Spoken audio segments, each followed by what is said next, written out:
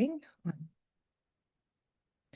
And let me share my screen. Okay, I'm hoping everybody can see my screen here. All right, we'll get started. So I am Tina Barnett, and I am the Tech Ed Program Manager with Learn Idaho. I've been teaching Tech Ed classes to older adults since 2022. And absolutely love it. It's a great way to connect and also to up my own tech game. um, I'm with Learn Idaho, and Learn is a nonprofit, and our mission is helping people navigate the joys and challenges of aging and caregiving. And we do provide free tech ed and other types of education. I'm out in the community doing in-person classes around the Treasure Valley, and we have a regular schedule of classes at Dick Eardley Boise Senior Center. So you can always join me or send people to my classes. So today we are going to talk about using AI as your care partner.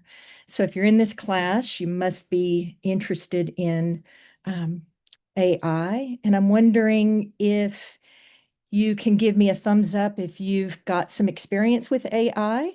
So we're going to try to cover the spectrum of those that have worked with AI and those who have not.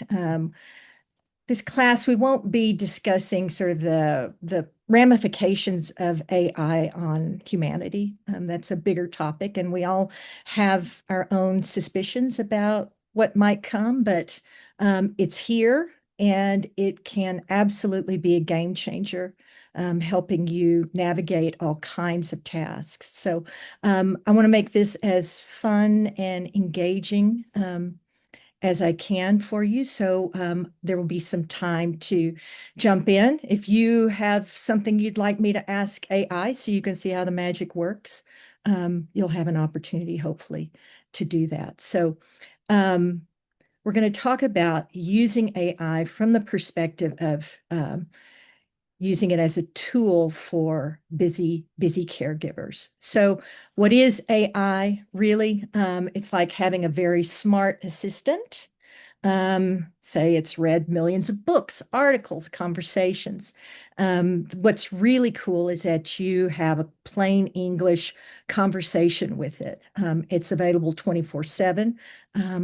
People ask it all kinds of things. So we're going to focus on caregiving, but we can also step outside that space. So again, conversational. You don't have to be perfect. It doesn't have to be in perfect grammar. Spelling doesn't have to be correct. And you'll see how that works as we go on. And it is trained on a vast amount of information. But it is a tool, right? It's not a replacement. You are still the overlord of this tool, right? You're the one that decides whether or not you want to take its advice. You decide to check its sources, and you can also ask it follow-up questions, which can be really, really helpful. But it's still you running the show, right? It's not making decisions for you. So why use AI if you are a caregiver? So I think we've all heard these huge numbers, 63 million plus unpaid caregivers in the United States. It's a 24-hour job often for many. Many are averaging 27 hours a week. We've heard all kinds of numbers during this presentation, this conference. The number one challenge that a lot of caregivers speak to is time management. So we're going to look at how it can help you with time management and other topics. So you can think of it as a second set of hands, right? Can't do the physical work, but it can certainly help with the mental load, right? Organizing things, researching topics, drafting emails, for instance, setting up calendars, etc., so that you can get reminders of uh, appointments, medications, etc. So let's look at some options. Um, there are free AI tools that you can start um, using today. I'm going to place in the chat at the end or at some point during, I've got let me get that in there. Let me copy and paste this into the chat if I can. I've got several helpful worksheets that can help you sign up for different chat bots. So let me get those in.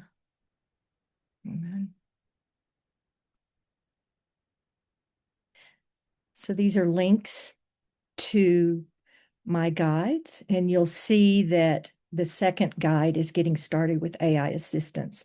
So that's going to give you a step-by-step guide to how to sign up for some chatbots. They're free. Of course, they all have places where you can subscribe.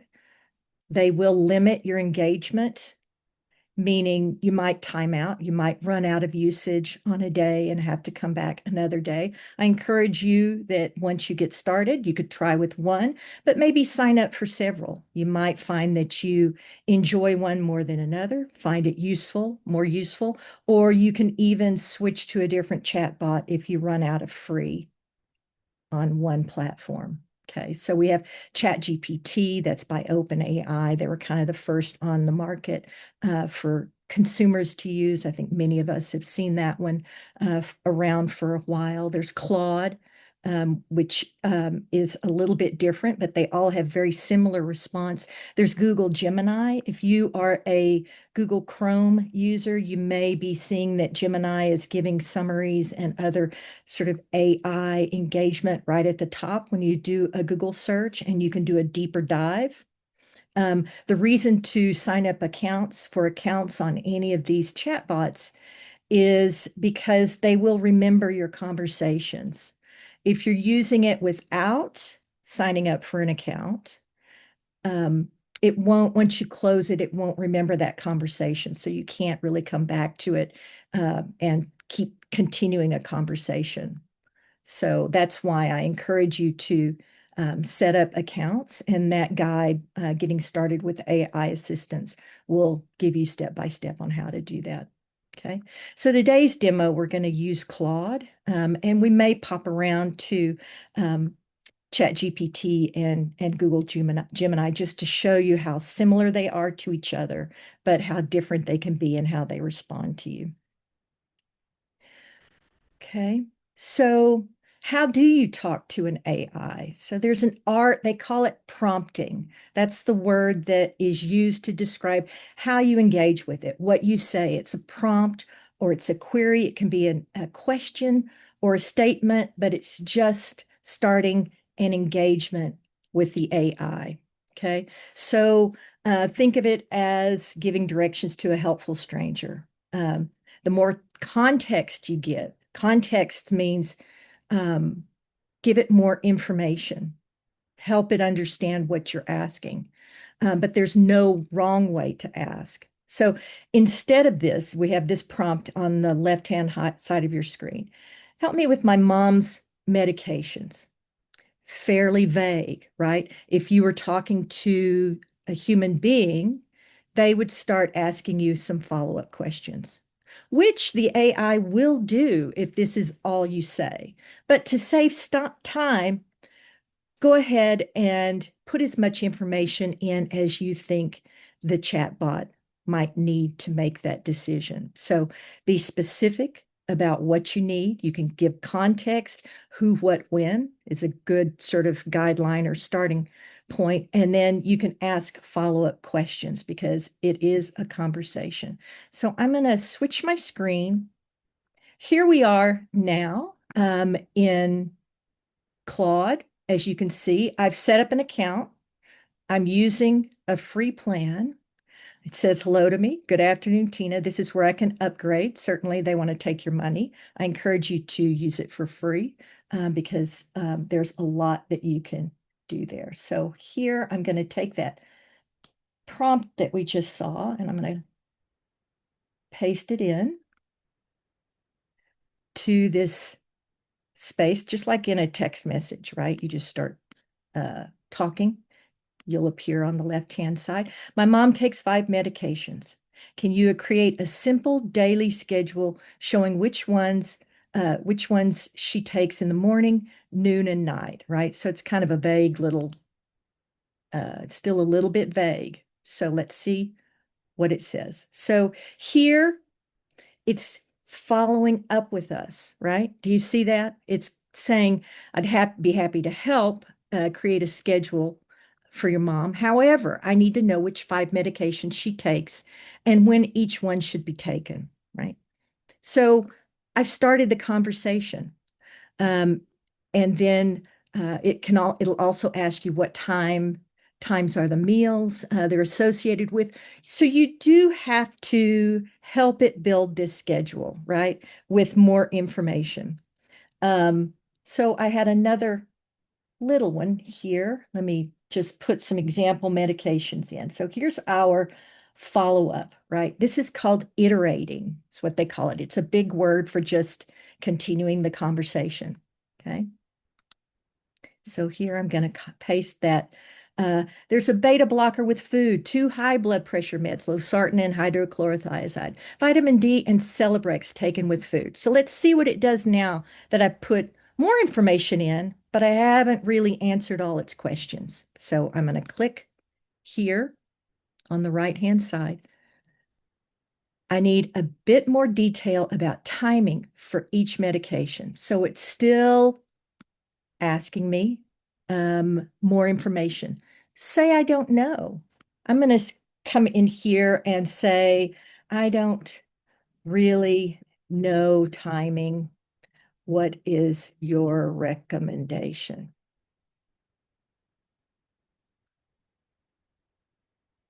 Okay, so now what we're seeing is let me create a recommended schedule based on common medical practices for these medications. So you can see that it's thinking, right? And now it pops open this guide on the right-hand side. Okay. It says morning, take your blood pressure medication and your vitamins. Evening, take the Celebrex. And then notes and rationale, which you can read and focus more on, right? So let's say I'm going to iterate this conversation a little further. I'm going to leave this here on the right-hand side. I'm going to come into my little box at the bottom and I'm going to say, this is good. So I'm going to confirm that I want to accept that.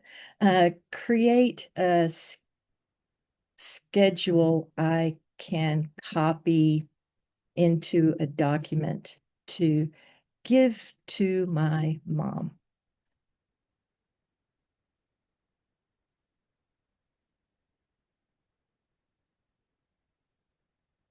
Thinking. Ignore this. We're getting a little bit into the weeds here. It's always a little bit unpredictable what it's going to do, but we'll come back to this and see what it created. Okay, as we let it cook. Okay, so here we've tried the prompt, a little more prompt. We see that that didn't necessarily get us all the way there. It started our conversation, but we could have even started with this prompt. It's just not as complete. Okay. So I use it frequently to simplify medical jargon. I have access to my 92-year-old mother's my chart. And after she has an appointment or some other medical procedure, I can go in there and read. Many of us use that space. I can read the documents or the summary or recommendations in that space. Often I don't understand because it's got all kinds of medical jargon. Um, and so I can actually, I've copied and pasted an entire CAT scan That was my most recent, and it gave me a breakdown of what that meant, which was really helpful. So here we have this scenario is you've just received a diagnosis letter full of medical terms you don't understand. Let's ask AI to translate it into plain language, right? So let's open up our chatbots. Okay. Here we have the daily medication schedule. So it's got a little schedule document that we can download onto our computer. It's going to download it into some sort of document form, depending on what you have, pages or say you use Word, right? And then you can print that, for instance. Okay, so we're going to start a new chat in Claude. We're still in Claude, and I'm going to copy some language from a medical doctor that I don't understand. So can you explain this diagnosis in simple terms? My dad was told he has bilateral moderate stenosis of the carotid arteries. What does this mean, and what questions should I ask the doctor? So here we've got context. Not only do you want to know what it means, but you're asking here for a follow-up conversation with the doctor. You don't have to do this, ask for the follow-up with the doctor information at this point. That could be further down in your conversation. But here we're asking for more than one thing. It can handle a lot of requests at one time.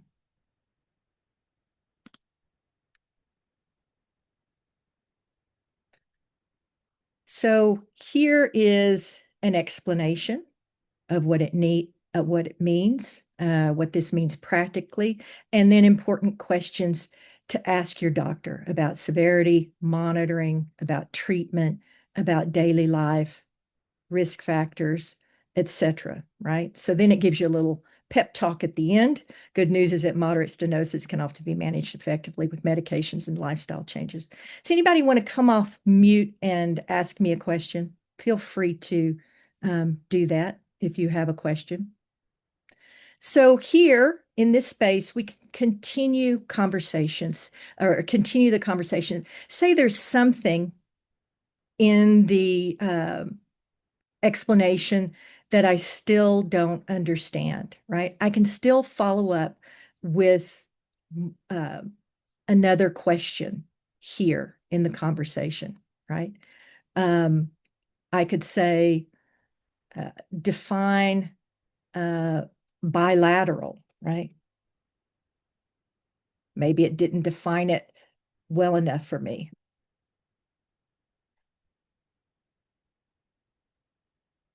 Okay. So there's anything that you want to know about in this conversation, you can break out and ask more questions. You can iterate and keep going on the conversation. When I have this account set up, where I've set up an account in my name with a password, I'm going to open up this sidebar, and you can see that now it's actually, here's where I start a new chat. I can search for chats, but here are recent chats. So it's going to hold all your conversations in the sidebar, and it's going to automatically name your conversation. Say 4 or 5 days pass, I want to come back to this conversation. I can either search for it, or I can just search through kind of, if it's recent, I can just sort of look down and see if I can find it. And maybe I have more follow-up questions for it. That can be really helpful. You won't have this particular feature if you don't create an account. You can still use it free. You close the site, you close it down, you come back, it's not going to remember your conversations. So you can see how helpful that can be. Okay.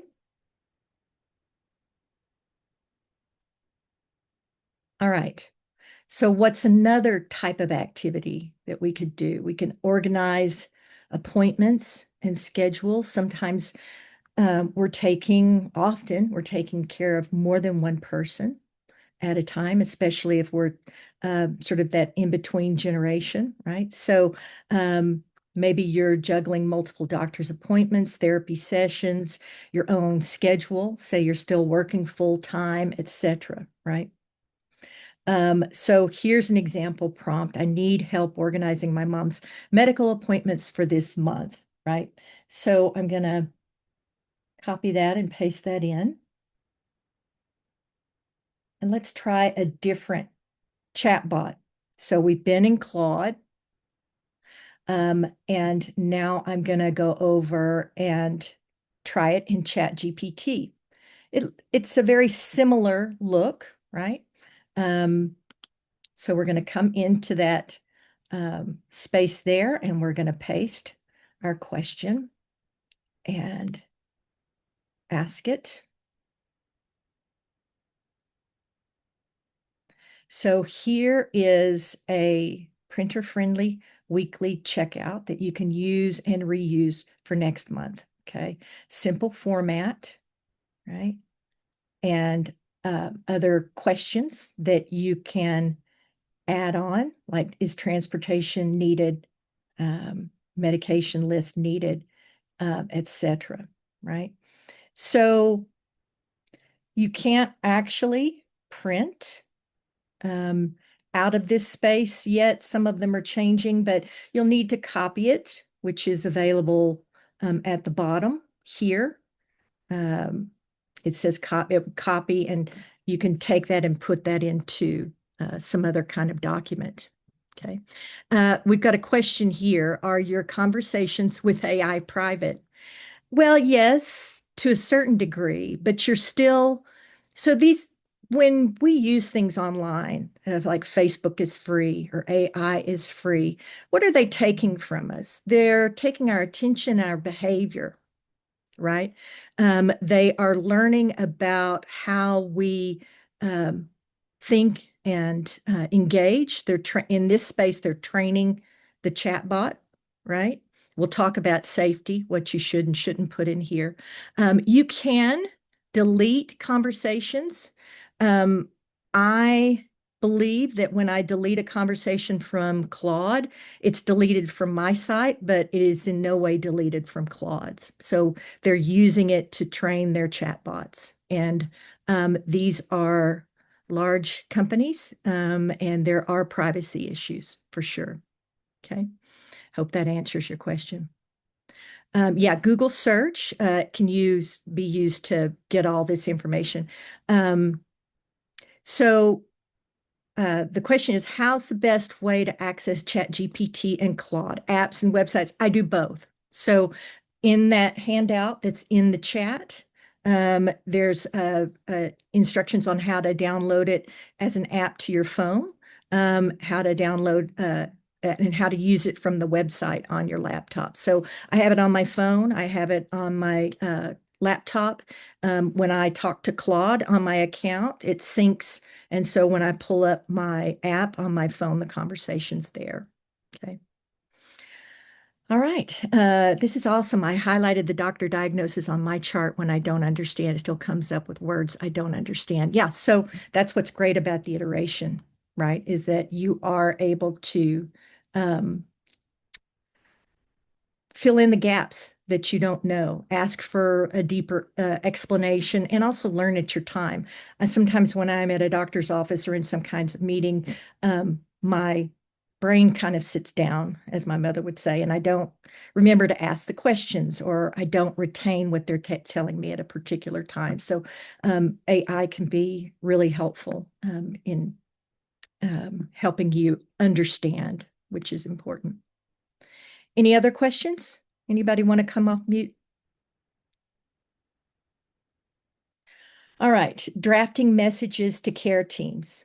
The scenario, you need an email to your dad's doctor about a medication concern, but you're not sure how to phrase it professionally, so you can let AI draft it. I know doctors are really busy. I know their staffs are really busy.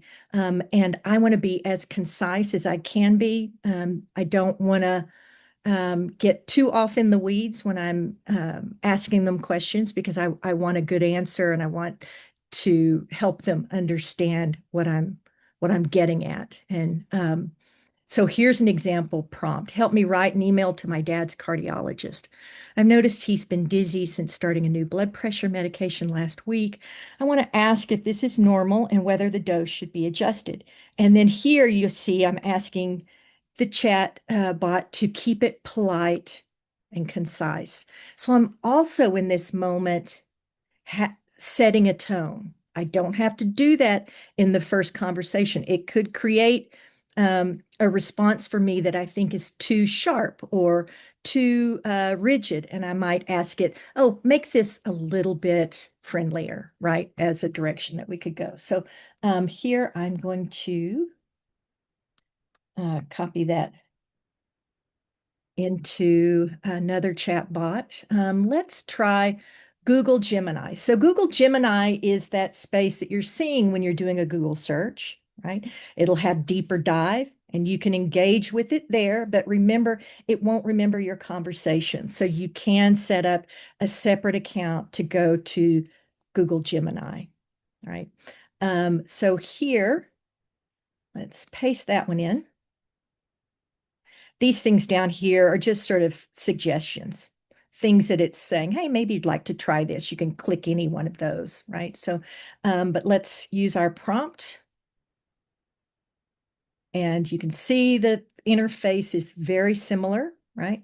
Over here, when I can expand my menu and see other conversations I've had and also how to start a new chat, okay? So here we see that it's set it up in an email format with the subject line. You can also plug this in my chart. My chart also has that subject line, Dear Dr. So-and-so, and then the information, right? This is a pretty simple one, right? But say you had more complex questions that you needed to ask, you would put those into the original prompt, and it would help you write that email.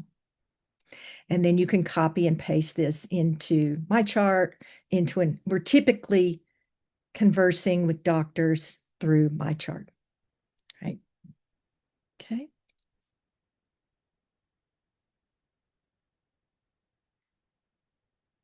So self-care and stress management. So we know that caregivers don't have a lot of time to themselves. Self-care is definitely the item that falls to the bottom of the list for many people when they're taking care of folks.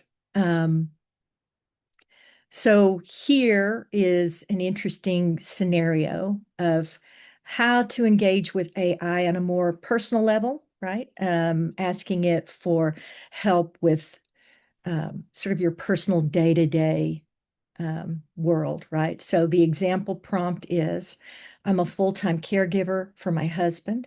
I have about 15 minutes right now, right? This is sort of that desperate moment. You got the time right now. You can't really plan ahead necessarily. I'm feeling really stressed and overwhelmed. Can you suggest a quick relaxation exercise?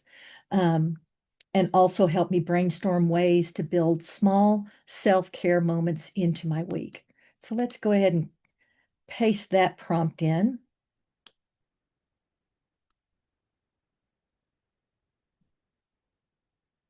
I'm going to go back. Let's choose Claude. We're going to start a new chat.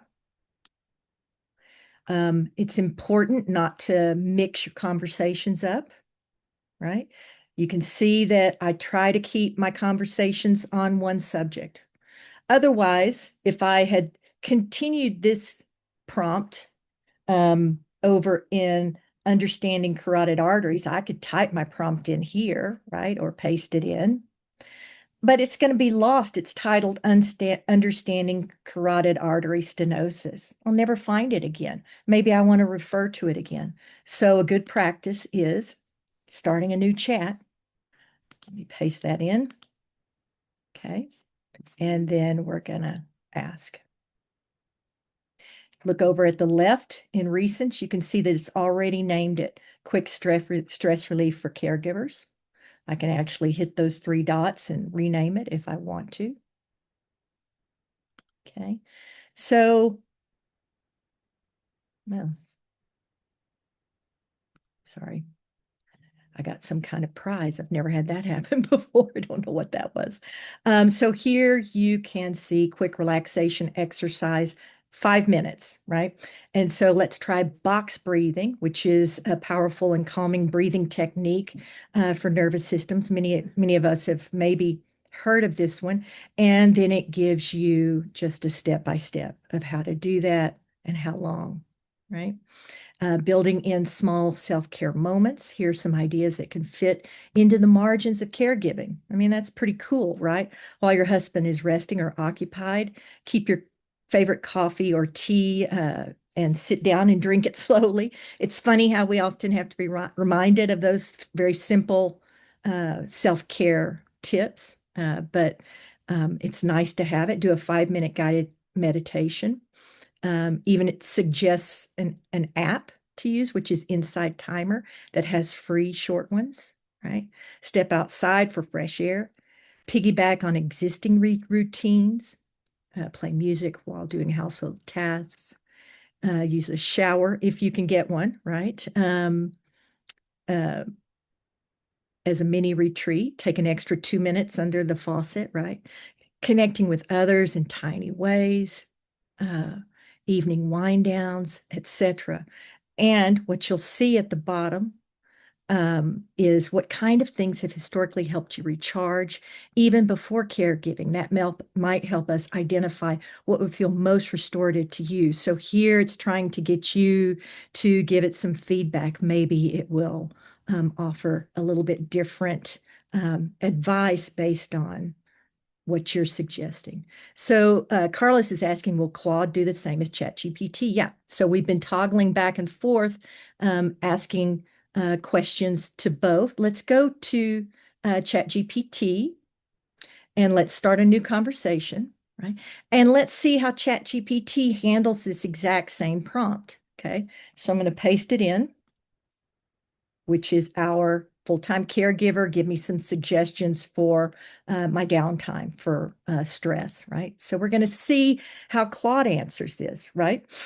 So it's already different, right? I don't know why they're different. They're all educated on all the digital information that's out in the world available for them to be educated with, but it can give you a different vibe. That's why I suggest signing up for more than one. Maybe you like the vibe of one over another, or you can go back and forth and get more information. So here we have a 10-minute reset and release exercise, right? So it's a breathing exercise, a little bit different, but still suggesting a little more in depth with body softening, right? So it's 10 minutes versus Claude gave us 5 minutes, right? So a little different. And tiny self-care moments that actually feel fit caregiving life. Drink water. Step outside, get some fresh air. All those reminders, right? Here's stacking self-care, meaning adding things together to create a little mini stress release engagement. And then here, ChatGPT gave us a little bit something a little different, which was a simple weekly rhythm, right? Where it's recommending scheduling these things during your week. You could take this and build that into a schedule with medication reminders, appointments, all of those other things, right? Maybe you have to remind yourself to do these things. I know I do.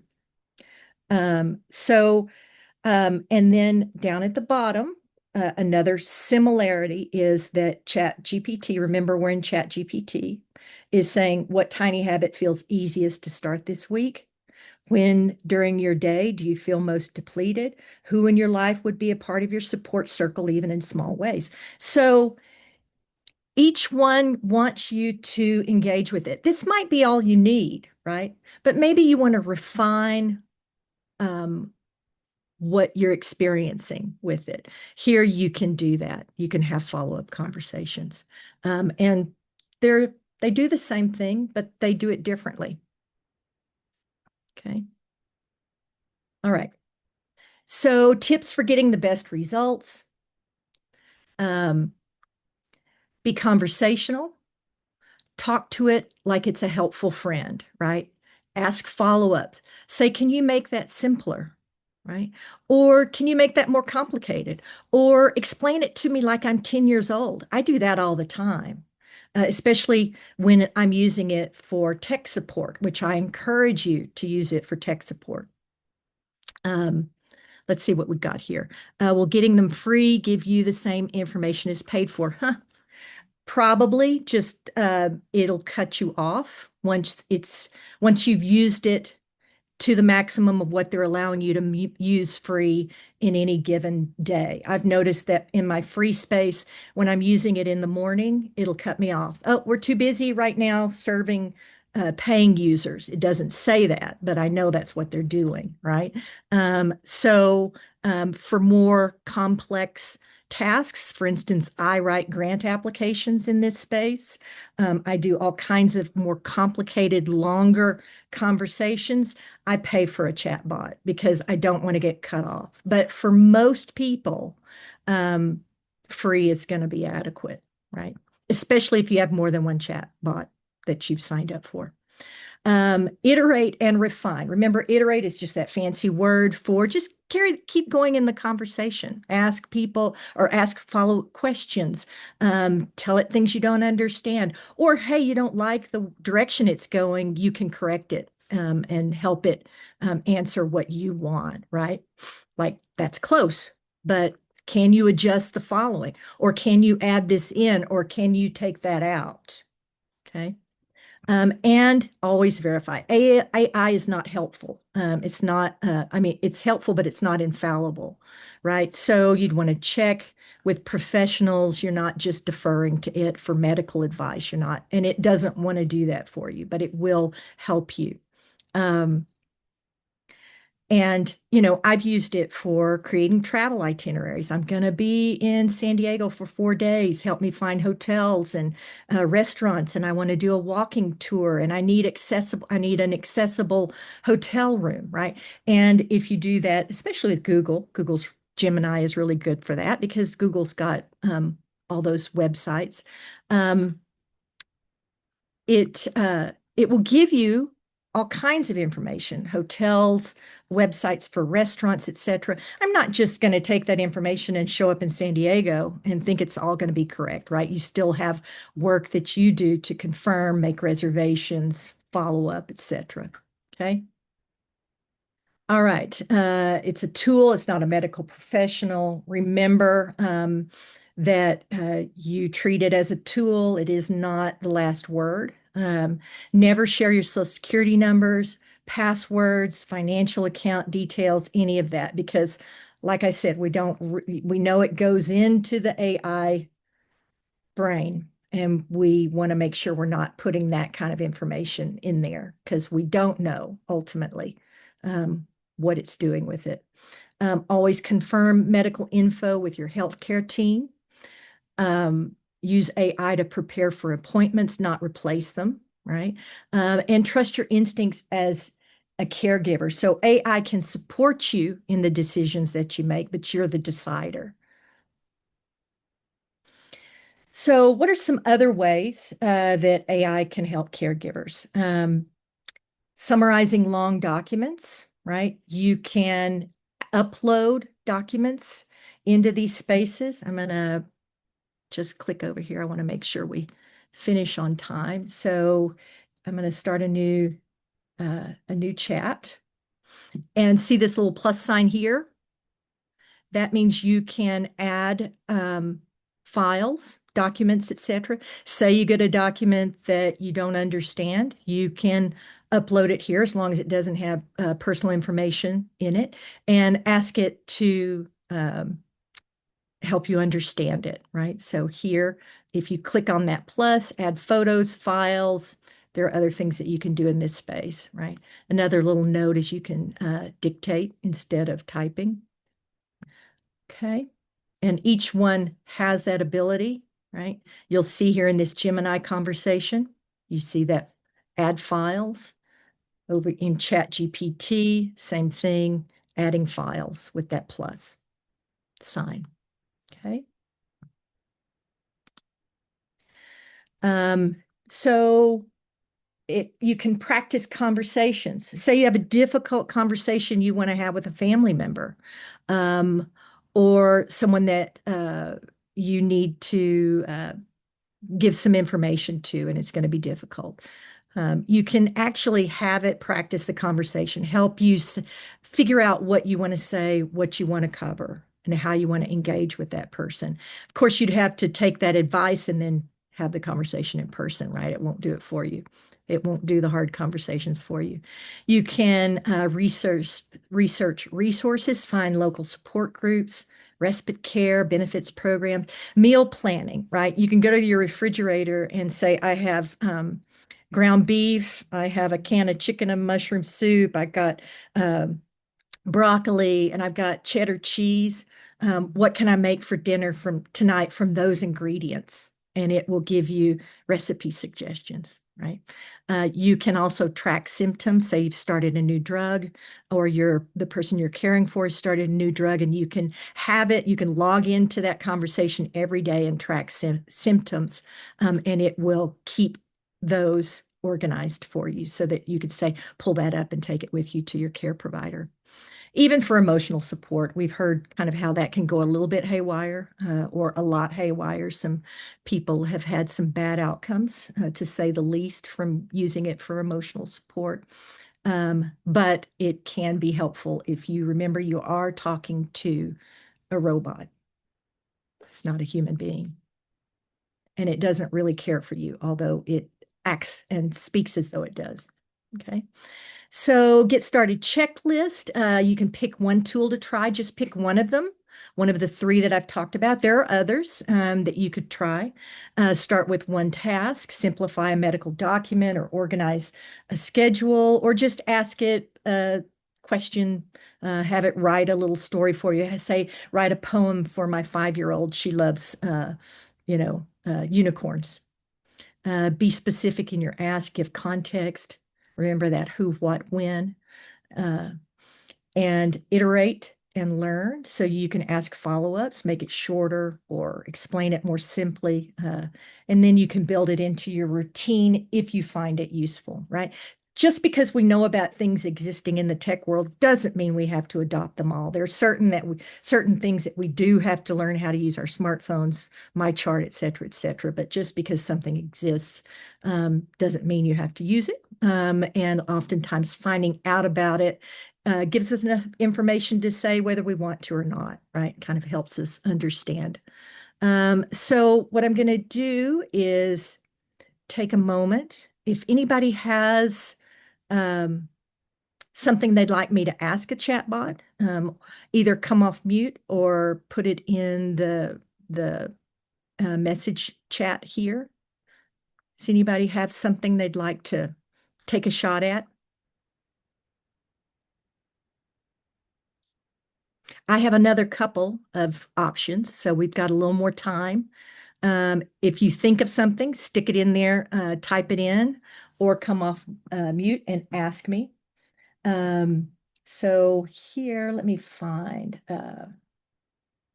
something interesting. Okay.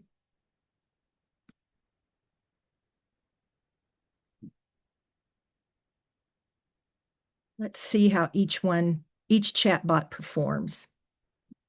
Yes, it can make pictures. We'll do that. Great, great question. So here I'm going to do Claude. I'm going to type the same prompt into all three, and let's see how each one does. I'm starting a new chat here. Okay. All right. So here the prompt is, I have a doctor's appointment in 20 minutes and I'm overwhelmed. What are the top 5 things I should tell the doctor and ask for my elderly mother who has diabetes, high blood pressure, and recently fell, right? So here we have the most important things to cover in your appointment. This one says, so we're in Claude, the fall details, kind of when it happened, maybe why. Current medication review, right? So bringing all the medication, recent blood sugar patterns, home glucose readings if she tracks them, etc. Blood pressure readings and fall prevention plan, right? Write them down. It's recommending. So that's that's Claude. So we're going to toggle to um, ChatGPT. So here, kind of the same thing, right? Blood pressure trends, medication review, bring the list, safety and support at home. Okay. Google Gemini, 5 essential points. So these are all giving us basically the same answer, aren't they? Right? Medication, mobility, home safe. This is a little bit different, right? Interesting to see. Uh, red flags list, right? So, um, you can ask more than one chatbot, right? And that can be an interesting way to uh, use these devices. So let's look here. We have, can it make pictures? Okay, we'll do what is a tonic chronic seizure. So let's do those two because they kind of have to, making pictures sometimes. I'd love for somebody to give me a suggestion of a picture they would like me to ask it to make. That's way more fun. I'm happy to do something, but if somebody can say, have it make a picture not too complicated. But first, let's ask ChatGPT, what is a tonic chronic C? I can't type very well. Chronic. I think it's got an H in there. See, I don't even have to correct that. I don't know why I am. Chronic seizure. So we'll let that cook. If you take a photo of a document, can it read it? Typically, yes. You can then upload it as a JPEG, and it will read the document. Question from Sarah is, are there financial supports in Idaho for family caregivers who need respite? I'm not really a great one to ask that question to. I'd ask that to the group, the larger group, or if anyone in this group has an answer to that, maybe you could help Sarah. Okay. So here we have the tonic phase, stiffening, clonic. I think I should have said clonic instead of chronic, jerking, and then after the seizure, right? So it's giving us that definition, right? Okay. What would ChatGPT say about that question about respite? Ah, all right. Sorry. Let's get that. Let's ask it. Start a new chat because we don't want to be in the tonic clonic seizure. We want to be here and we'll say, are there financial supports in Idaho for family caregivers who need respite? Okay. Yes. So we have Idaho Family Caregiver Support Program, respite services. Here, it's giving us a link to Idaho Family Caregiver Support Programs at Idaho Commission on Aging, right? Medicaid waivers, giving us a website here that we can click on, right? Because we're going to be verifying this kind of information. Idaho Respite and Lifespan Respite Program, another Idaho Commission on Aging, paid care, veterans benefits, respite voucher programs for children. So it's giving us some direction, giving us a little bit of like breadcrumbs that we can go follow up. Yeah, thanks, Dara. Um, so anybody else have anything before we try a picture? Anybody have a picture they want me to do? Because I'm just going to go off here. Create a picture of a dog dressed as a clown.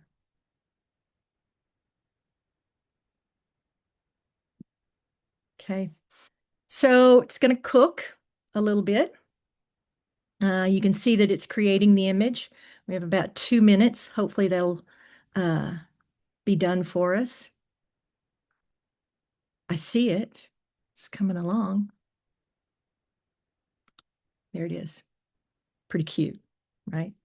I could ask a variety of other things, but here's an image. So, does anybody else have one last question? We might have time for one more search.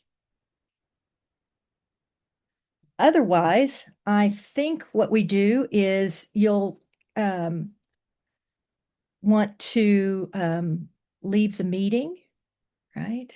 I know there's a way to do this, folks. I'm going to stop sharing my screen. Don't just leave the room. Don't leave the meeting, and we'll all gather back with the larger group. So, thanks for coming. I enjoyed it. If you have any questions or want to talk to me more, I'm at Tina at learnidaho.org. And remember, at the top of this chat are those guides that can help you navigate, help you get started. If you don't have a chance to grab those, just email me and I'll send them your way. So thanks so much, folks. I appreciate your attention.